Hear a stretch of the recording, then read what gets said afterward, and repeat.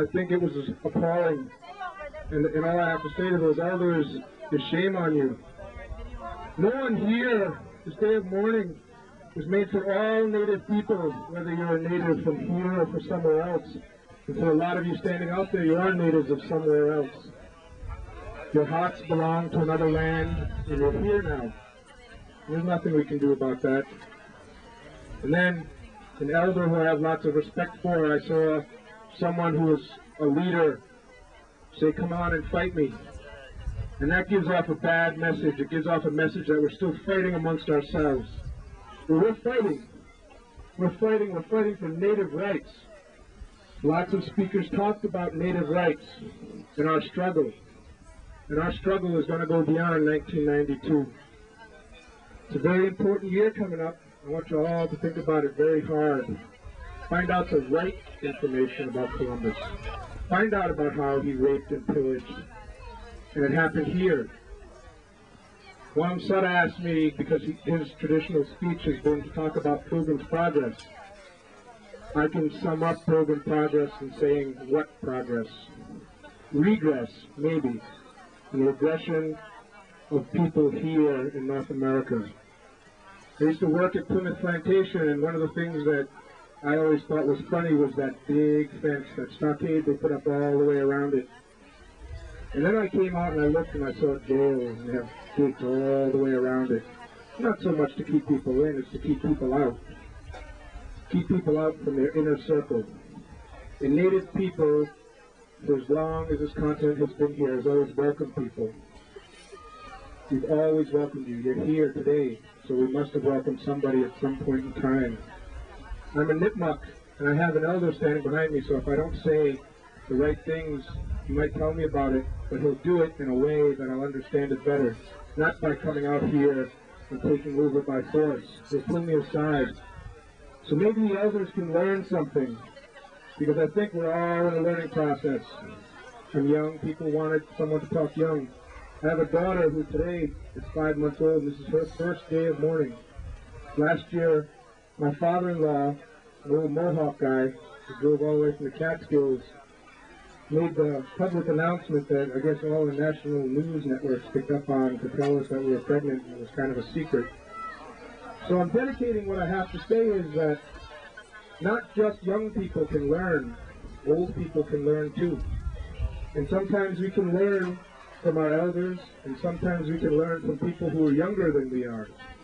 We always have to keep that sight. We always need to keep that in mind. And our children are a reflection of ourselves. And I'm sorry I have to say that I'm ashamed of some of the elders that I looked up and respected before this day. Because today I can't say that I respect them anymore until they prove me wrong. But all I can say is that I look out to you people, because you people are here listening to this message and take it home. And if I only get to one of you, someone mentioned we all learn differently. You learn with our eyes, and some learn with their ears. Is that take that message home and carry it with you wherever you go. And look at your children, because they're the future. They're the only way that we can change what's happening. It's happening right here. It's happening right now. It's not happening 20 years ago, or 200 years ago, or 500 years ago. It started someplace, and it's still going on. And with that, I say hope.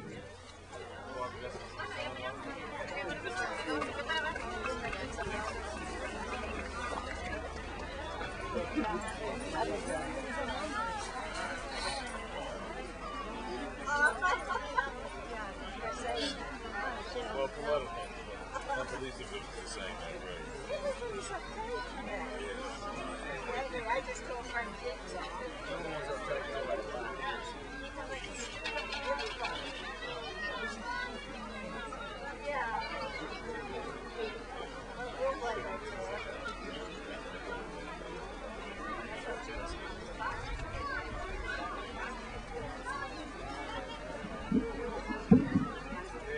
Our next speaker,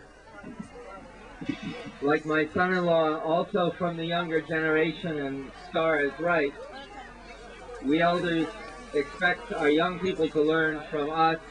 What he says is true, that we can also learn from our young people. It is my privilege at this time to introduce Susan Tallbear, who is Dakota from South Dakota.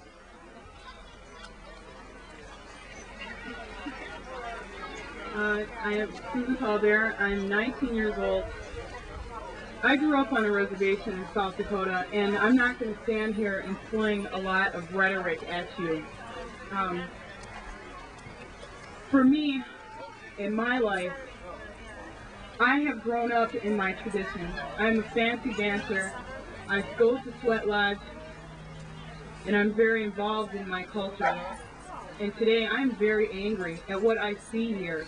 I see older people yelling. People do not listen if you yell at them. I don't want to be lectured, and I don't want to stand here and listen to a lot of old history and a lot of things that have already been said before. This is a time to tell you what has really happened. 2 years ago, I changed my name to Tallbear, which is my mother's name. It's a literal translation from Chief Tallbear of the Arapaho Nation. My name used to be Krogman, which is a German name. I never felt like that was a part of me. So I changed my name, and a lot of people said to me, Susan, why did you change your name to an Indian name? You're light-skinned, you have light hair, you can pass for being white. It's going to be harder for you. I'm going into politics, and these people told me it's going to be harder for you. Now, I wanted to know what would make them think that I want to be white. I wanted to be identified with being a young Indian woman. I'd like to share something with you that I heard from Stoker Carmichael at a Black History Month assembly at the University of Minnesota. He gave the example that if I came to you and I stole your wallet, after how long would that be mine? After 5 years would that be mine? After 20 years would that be mine? And even after 500 years, would it belong to me? Obviously, the answer is no. This land still belongs to Indian people. I'm not going to stand here and say we need to get every inch of land in this country back, because that's not going to happen. It's not. But what I would like to happen is the reservations and the land that by treaty legally belongs to American Indian people, I would like that land returned, because it is ours, and we do have a connection with this earth. It does belong to us. Danye.